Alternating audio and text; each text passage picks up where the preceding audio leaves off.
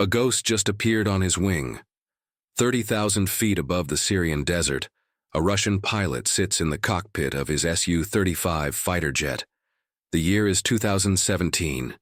His mission is routine: patrol the airspace, maintain air superiority, ensure no threats approach Russian or Syrian forces on the ground below. The instruments glow softly in the dimming light of late afternoon. His radar screen sweeps in steady circles, painting a picture of the sky around him. Empty, clean, safe. He's flown this route dozens of times. The Su-35 beneath him is one of the most advanced fighters in the Russian arsenal, a direct descendant of the legendary Soviet fighters that once challenged American dominance during the Cold War. Its radar can track multiple targets simultaneously at ranges exceeding 200 miles. Its weapon systems can engage enemies before they even know they're being hunted. The pilot has trained for years to master this machine, and he trusts it completely. His radio crackles with routine chatter from ground control. Everything is normal. The radar continues its endless sweep. Nothing. No contacts, no threats. The Syrian airspace belongs to Russia today, just as it has for the past 2 years since their intervention began. He adjusts his grip on the control stick, feeling the slight vibration of the twin engines behind him, each producing nearly 30,000 pounds of thrust. Then something makes him look left. Not a warning light, not an alarm. Just instinct, the kind of feeling that keeps pilots alive when technology fails. He turns his head toward the cockpit window. His blood turns to ice. Less than 50 feet from his left wing, flying in perfect formation with him, is an F-22 Raptor. The American stealth fighter sits there like a predator that's been stalking prey for miles, silent and invisible until it chooses to reveal itself. The Raptor's angular surfaces catch the sunlight, its gray paint scheme designed to blend with the sky. The American pilot's helmet is visible through the canopy. He's looking directly at the Russian. The Russian pilot's eyes snap back to his radar screen. Still nothing. No contact, no warning. The screen shows exactly what it showed 30 seconds ago, an empty sky. He looks back out the window. The F-22 is still there, real and solid and close enough that he can see the panel lines on its fuselage. His heart hammers against his ribs. His hands tighten on the controls. A single thought crystallizes in his mind with perfect, terrifying clarity. This American could have killed me 10 minutes ago, and I would never have known he was there. The F-22 holds formation for another few seconds, a silent message delivered without words. Then it banks away, accelerating with casual ease, and disappears into the vast blue. The Russian pilot sits alone again, his radar still showing nothing, his hands trembling slightly on the stick. He keys his radio to report the encounter, knowing how it will sound, knowing that ground control will check their systems and find nothing, knowing that his radar worked perfectly. It simply couldn't see what was right beside him. This moment, repeated in various forms across Syrian skies throughout 2017, represented something far more significant than a close encounter between rival aircraft. It marked the point where the technological assumptions of an entire generation of military aviation collapsed.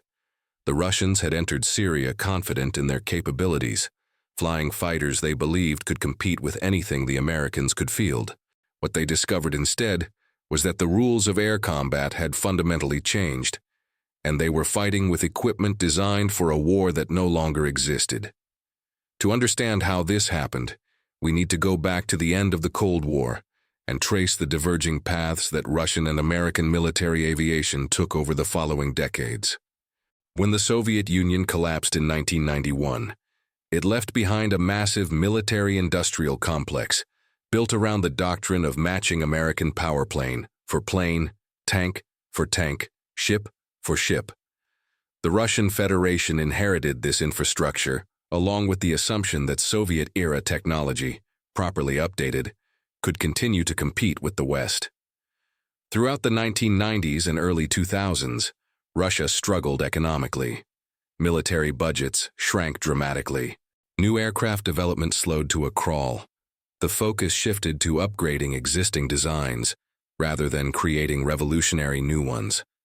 The Su-27 Flanker, a brilliant fourth-generation fighter designed in the Soviet era, spawned numerous variants. The Su-35, which entered service in the 2010s, represented the pinnacle of this evolutionary approach. It featured upgraded engines, improved radar, enhanced avionics, and better weapon systems.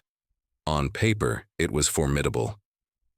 In many respects, it was genuinely excellent, highly maneuverable, long-ranged, capable of carrying a devastating array of weapons. But it was still fundamentally a fourth-generation fighter, operating on fourth-generation principles. Its power came from raw performance, speed, agility, radar range, weapons load. It was designed to see the enemy first, shoot first, and win through superior positioning and firepower. This approach had worked for decades. Russian pilots trained extensively in these tactics. Their doctrine emphasized aggressive maneuvering, getting close enough to use their aircraft's superior agility, forcing the enemy into turning fights where pilot skill could make the difference. Meanwhile, the United States had taken a radically different path. In the 1980s, American military planners began developing what they called fifth-generation fighter concepts. The core idea was revolutionary. What if you could build a fighter that the enemy simply couldn't see until it was too late? Not invisible in the science fiction sense, but invisible to radar, the primary sensor that all modern air combat depended on. If you could achieve this, you could rewrite the entire equation of air warfare. You wouldn't need to outmaneuver the enemy. You wouldn't need to outrun them. You would simply kill them before they knew you were there. The F-22 Raptor emerged from this vision. Development began in the 1980s. The first prototype flew in 1997. The aircraft entered operational service in 2005. By the time Russian pilots encountered it over Syria in 2017, the Raptor had been refined through more than a decade of operational experience. It represented the most advanced air superiority fighter ever built, and its capabilities existed in a different category from anything Russia could field. Stealth technology is often misunderstood. The F-22 isn't invisible. It doesn't have a cloaking device. What it has is a radar cross-section, the size of the signature it presents to enemy radar, roughly equivalent to a marble or a small bird. Achieving this required revolutionary design choices that affected every aspect of the aircraft. The Raptor's shape is composed entirely of flat surfaces and sharp angles, carefully calculated to reflect radar waves away from their source rather than back toward the enemy radar receiver. There are no external weapons pylons, no protruding antennas, no sudden curves or corners that might create strong radar returns. Everything is either buried inside the aircraft or shaped to minimize detection. The materials matter as much as the shape. The F-22's skin incorporates radar-absorbent materials that convert electromagnetic energy into heat, dissipating it rather than reflecting it.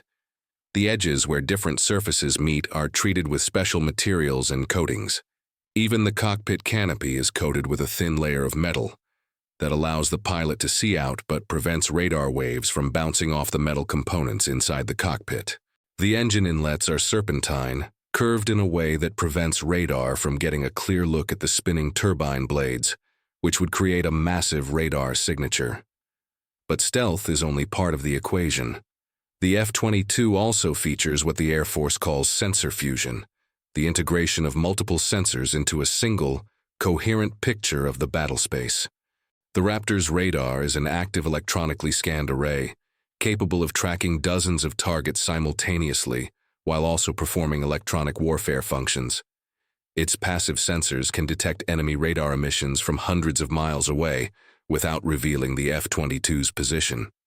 Its communication systems allow it to share data with other friendly aircraft, creating a networked picture of the battle where every F-22 can see what every other F-22 sees. The result is information dominance. An F-22 pilot doesn't just see more than his opponents. He sees everything while remaining invisible himself. He knows where every enemy aircraft is, what type they are, what they're doing, and what threats they pose. He can choose when to engage, from what angle, at what range. He can fire his weapons and leave before the enemy even knows they're under attack. If he chooses to get close, as happened in those Syrian encounters, he can fly right up beside an enemy aircraft and the first indication that enemy pilot gets is seeing the Raptor out his window. The performance specifications reinforce this advantage. The F-22 can supercruise, fly faster than the speed of sound without using fuel-guzzling afterburners. This gives it both speed and endurance advantages. Its thrust vectoring nozzles provide exceptional maneuverability at all speeds. Its avionics reduce pilot workload, allowing the pilot to focus on tactics rather than aircraft management. Everything about the design is optimized for a single purpose: achieving and maintaining air superiority against any opponent.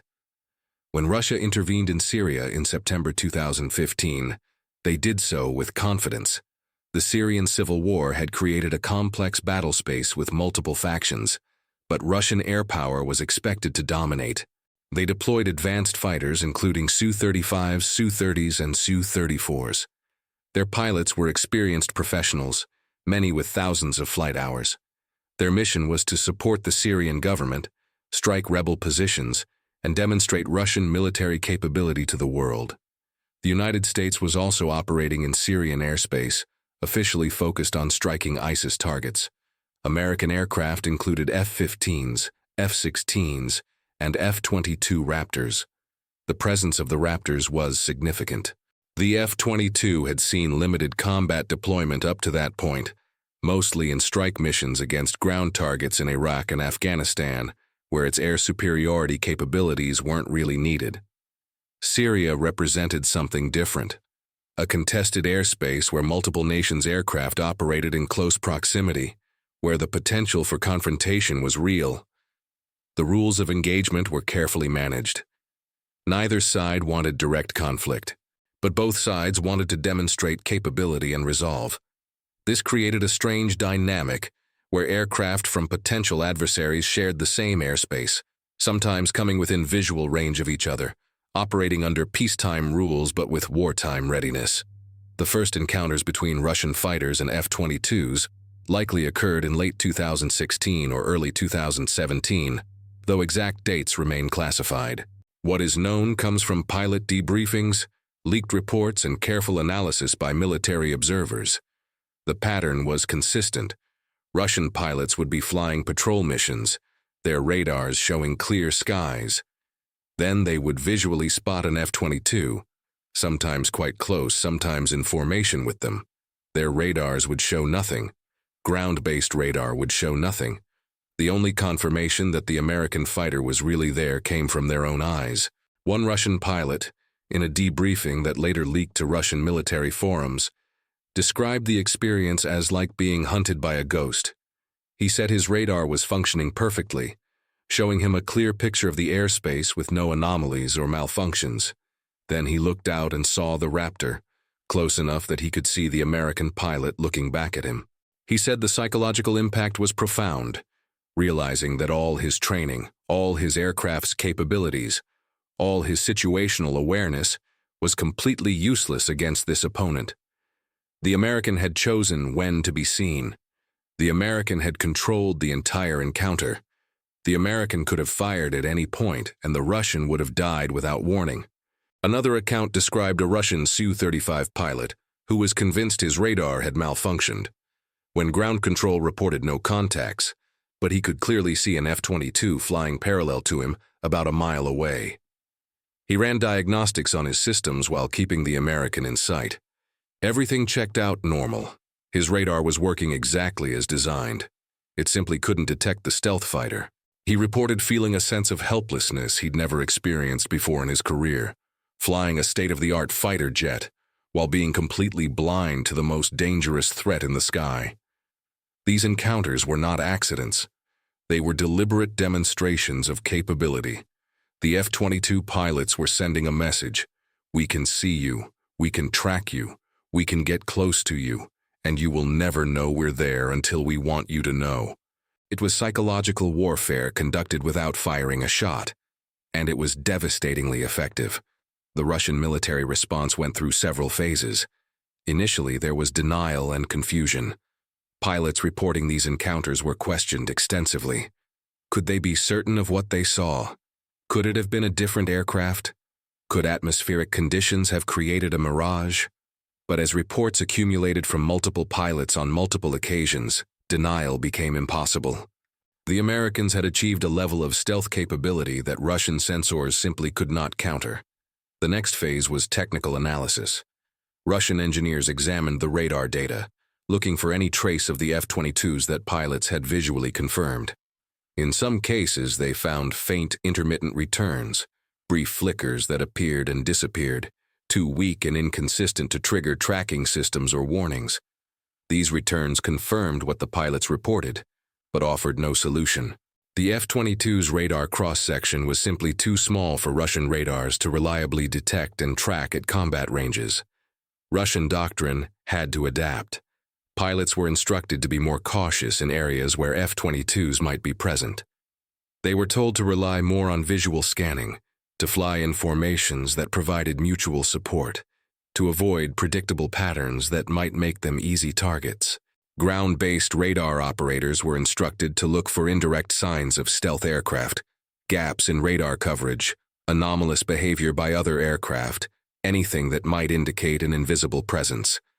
But these were defensive measures, acknowledgments of vulnerability rather than solutions. The fundamental problem remained. Russian aircraft were fighting blind against an opponent who could see everything.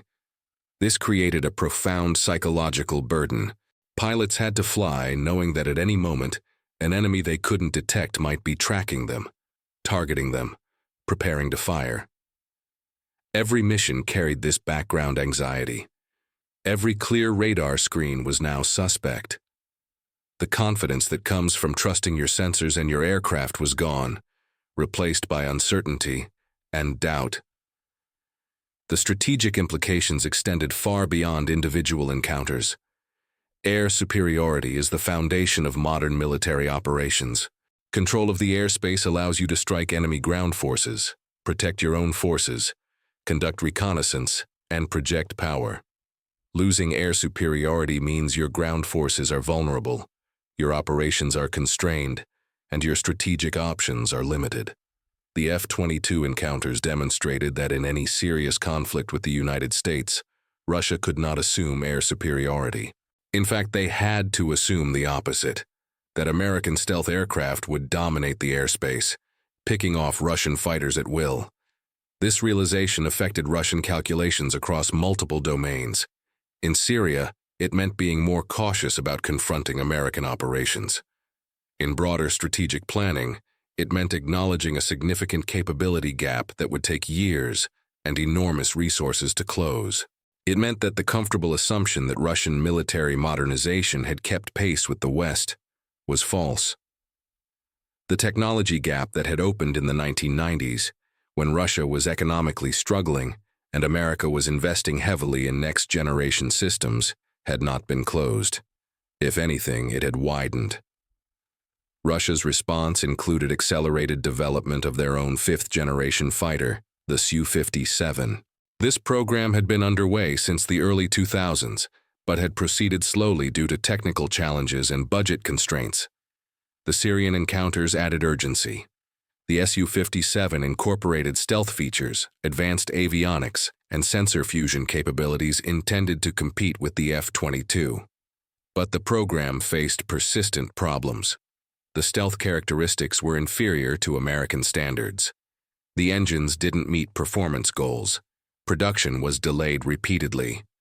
By 2017, only a handful of prototypes existed, and full operational capability remained years away. Even if the Su-57 eventually succeeds, it represents Russia playing catch-up to a 20-year-old American design. The United States is already developing sixth-generation fighters with even more advanced capabilities. The technology gap is not closing. It's a moving target that keeps advancing faster than Russia can follow. This creates a strategic dilemma with no easy solution. Matching American aerospace technology requires massive investment in research, development, and production infrastructure. Russia's economy, roughly the size of Italy's, struggles to support such spending while maintaining its other military commitments and domestic priorities. The encounters also revealed something about the nature of modern warfare. The era of dogfighting, Close-range aerial combat, where pilot skill and aircraft maneuverability determined the outcome, is largely over. Modern air combat is about information. The side that sees first, understands the battle space better, and can coordinate their actions more effectively, will win before the merge ever happens.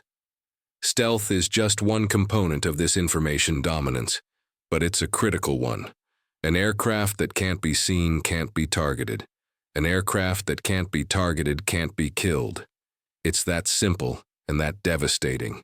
For the pilots involved, these encounters represented a profound shift in professional identity. Russian fighter pilots train for years to master their aircraft and tactics. They take pride in their skills, their aircraft, and their service. Discovering that all of this could be rendered irrelevant by an opponent's technological advantage was psychologically difficult. Some adapted, accepting the new reality and focusing on what they could control.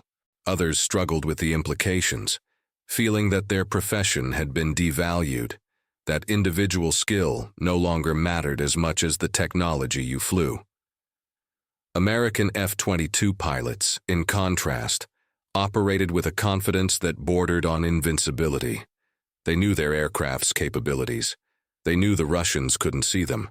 They could approach enemy fighters, observe them, practice intercepts, and leave without ever being detected. This created its own psychological dynamic, a sense of complete dominance that was both empowering and potentially dangerous. Overconfidence in combat can be as deadly as lack of confidence. But the F-22's actual combat record supported the confidence. In every encounter, in every exercise, in every real-world operation, the Raptor had proven its superiority. The human element of these encounters shouldn't be overlooked. Despite being on opposite sides, despite representing rival nations with conflicting interests, the pilots involved were professionals who understood each other in ways that non-pilots never could. They shared the experience of flight, the demands of operating high-performance aircraft, the risks inherent in military aviation. When an F-22 pilot pulled alongside a Russian Su-35, there was likely a moment of mutual recognition, two professionals acknowledging each other even as they represented opposing forces. Some accounts suggest that in a few encounters, pilots exchanged gestures, a wave, a salute, a nod. These small human moments in the midst of geopolitical tension remind us that wars are fought by people, not just machines. The technology may have been unequal, but the courage required to fly combat missions in contested airspace was the same for both sides. Russian pilots continued flying their missions knowing they were vulnerable. That takes a particular kind of bravery, continuing to do your job even when you know the odds are stacked against you. The legacy of these encounters continues to shape military aviation. Every nation with serious air power ambitions is now pursuing stealth technology. China has developed the J-20 and J-31 stealth fighters. South Korea is developing the KF-21. Turkey has the TF-X program. Even smaller nations are investing in stealth capabilities or planning to acquire them. The lesson of Syria was clear. Without stealth, you cannot compete in modern air combat. Fourth-generation fighters, no matter how advanced, are obsolete in contested airspace against fifth-generation opponents. This has created a new arms race, but one that's much harder to win than previous competitions. Building a stealth fighter requires not just advanced design, but also sophisticated manufacturing capabilities, materials science, software engineering, and systems integration. It requires decades of experience and billions of dollars in investment. Only a handful of nations have successfully fielded operational stealth fighters. Many more have programs that struggle with technical challenges, budget overruns, and delayed timelines. The economic burden is substantial. The F-22 program cost over $60 billion for just 187 aircraft. The F-35, America's newer stealth fighter, is the most expensive weapons program in history. Russia's Su-57 program has consumed enormous resources while producing only a handful of operational aircraft. China's stealth programs benefit from a large economy and centralized decision-making, but still face technical hurdles. For smaller nations, Acquiring stealth capability means either buying foreign aircraft or accepting that they will not have air superiority in conflicts with major powers. Looking forward, the technology continues to evolve. Sixth-generation fighter concepts include even more advanced stealth, artificial intelligence integration, optional manning, directed energy weapons, and networking capabilities that blur the line between individual aircraft and distributed systems. The United States is already flight testing sixth-generation prototypes. China is pursuing similar capabilities. Russia has announced programs, but faces significant technical and economic challenges. The fundamental dynamic established in Syrian skies in 2017 remains relevant. Information dominance determines air superiority, and stealth is a critical component of information dominance. The side that can see without being seen has an almost insurmountable advantage.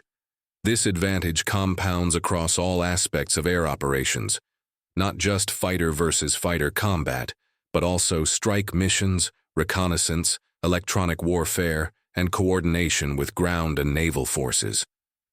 For Russia, the Syrian encounters were a wake-up call that came too late to easily address. The decisions made in the 1990s and 2000s to focus on upgrading existing designs rather than revolutionary new ones, to underfund research and development, to assume that Soviet-era approaches could be incrementally improved to match Western advances, created a gap that cannot be quickly closed. The Su-57 program represents an attempt to catch up, but it's racing against a moving target. By the time the Su-57 achieves full operational capability, if it ever does, the United States will be fielding sixth-generation systems with even greater advantages. The broader lesson extends beyond Russia. Any nation that falls behind in military technology faces a difficult path to catch up. The pace of technological change is accelerating. The cost of cutting-edge systems is increasing. The expertise required is becoming more specialized. This creates a widening gap between the few nations that can afford to stay at the technological frontier and everyone else. The implications for global power dynamics are profound. Military capability, which ultimately rests on technological capability, becomes increasingly concentrated in the hands of a few major powers. Yet technology alone doesn't determine outcomes. Wars are complex events influenced by strategy, logistics, morale, political will, and countless other factors. A technologically superior force can still lose if it's poorly led, inadequately supplied, or fighting for objectives that don't justify the costs. The F-22's dominance in Syrian skies didn't translate into American control of events on the ground. Russia achieved many of its objectives in Syria despite its aerial vulnerability. Technology provides advantages, sometimes decisive ones, but it doesn't guarantee victory. Still, the moment when that Russian pilot looked out his cockpit window and saw the F-22 beside him represents something significant. It was the moment when theoretical capabilities became concrete reality. It was the moment when assumptions about military balance were shattered. It was the moment when the future of air combat became visible, literally, in the form of an angular gray fighter that had been invisible seconds before. That pilot returned to base and filed his report. Other pilots had similar experiences and filed similar reports. The reports accumulated. The analysis was conducted. The conclusions were drawn. And the Russian military had to confront an uncomfortable truth. In the most important domain of modern warfare, they were outmatched by a margin that would take decades to close, if it could be closed at all. The Americans, for their part, had demonstrated their capability without firing a shot. They had sent a message that was received loud and clear. The F-22 Raptor, flying silent and invisible over Syrian skies, had proven its worth not through destruction, but through presence. It had shown that air superiority in the 21st century belongs to those who master stealth, sensors, and information. It had shown that the rules of air combat had fundamentally changed, and it had shown that the United States maintained a technological edge that no potential adversary could currently match. That edge came at enormous cost, decades of research, hundreds of billions of dollars, the efforts of thousands of engineers and scientists and test pilots. But in that moment over Syria, when a Russian pilot's blood ran cold at the sight of a fighter his radar couldn't see, all that investment proved its value. The ghost on his wing was real, and it represented a capability gap that changed the calculus of military power. The encounter lasted only seconds. The F-22 banked away and disappeared. The Russian pilot continued his mission, his hands steadier now, but his mind racing with implications. Below them, the Syrian desert stretched to the horizon, indifferent to the technological drama playing out in the sky above. The war on the ground continued. The geopolitical tensions persisted. But something had changed in those few seconds of silent confrontation. The age of stealth had arrived, and it had arrived with a message. The sky belongs to those who cannot be seen. Subscribe if you're not already part of the crew. Hit that like button if you enjoyed this story, and drop a comment below. What do you think about stealth technology changing modern warfare? Your thoughts matter. See you in the next one.